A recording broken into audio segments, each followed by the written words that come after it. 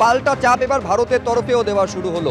একদিকে যখন বিএসএফ কে লাগাতার যখন নিশানা করা হচ্ছে, আমরা অন্তত দুটো ঘটনা আপনাদের বলবো, কখনো মালদা সীমান্ত, কখনো কোচবিহার সীমান্ত, বিএসএফ কে আক্রমণের মুখে পড়তে হয়েছে। ফের এই একই ঘটনা ঘটছে এবার কোচবিহার সীমান্তের মাথাভাঙায়, যেখানে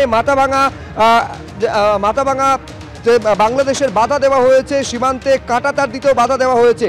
মাথাভাঙা 1 নম্বর ব্লকের গোপালপুর গ্রাম পঞ্চায়েত, এই যে ছবি আপনারা দেখতে পাচ্ছেন, যেখানে বুড়াবুড়িতে ভারত বাংলাদেশ সীমান্তে আক্রান্ত বিএসএফ এর ওপরে হামলা অভিযোগ দুষ্কৃতীদের বিরুদ্ধে।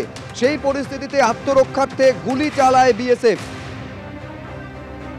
এর আগে আপনাদের মালদা সীমান্তে এই ছবি দেখিয়েছি, ত্রিপুরার ঊনকোটি সীমান্তে যে ছবি লক্ষ্য করা গিয়েছিল সেই একই ছবি এবার কোচবিহারের মাথাভাঙা সীমান্তেও দেখা যাচ্ছে, যেখানে 1 নম্বর ব্লকে গোপালপুর গ্রাম পঞ্চায়েতে বুড়াবুড়িতে ভারত বাংলাদেশ সীমান্তে আক্রান্ত বিএসএফ, আত্মরক্ষার্থে শূন্যে গুলি চালায় বিএসএফ।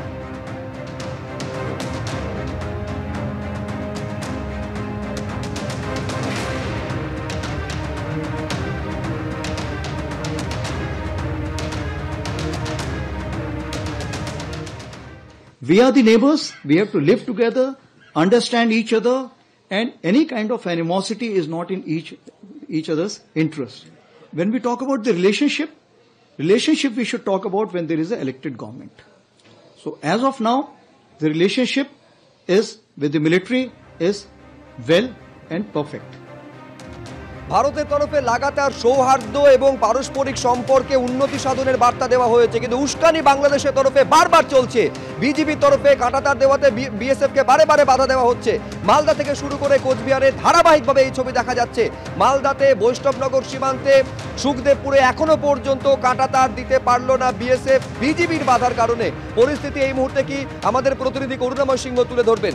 করুণাময়, দেখো এখনো পরিস্থিতি কিন্তু উত্তপ্ত হয়ে রয়েছে মালদার বৈষ্ণবনগরের সুখদেবপুর এলাকা।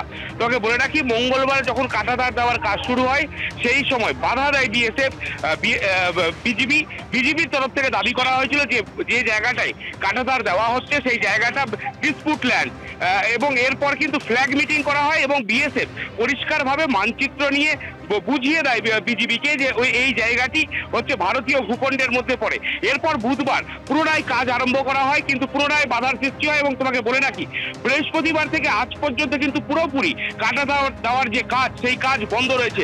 যেটা বিএসএফ সূত্রে আমরা জানতে পারছি, আগামী 16 তারিখ ফ্ল্যাগ মিটিং হওয়ার সম্ভাবনা রয়েছে বিজিবির সাথে বিএসএফ এর, এবং তোমাকে বলে বিএসএফ 17 তারিখে এই এলাকায় কাঁটাতার দেবে বলে একটা প্রস্তুতি নিচ্ছে।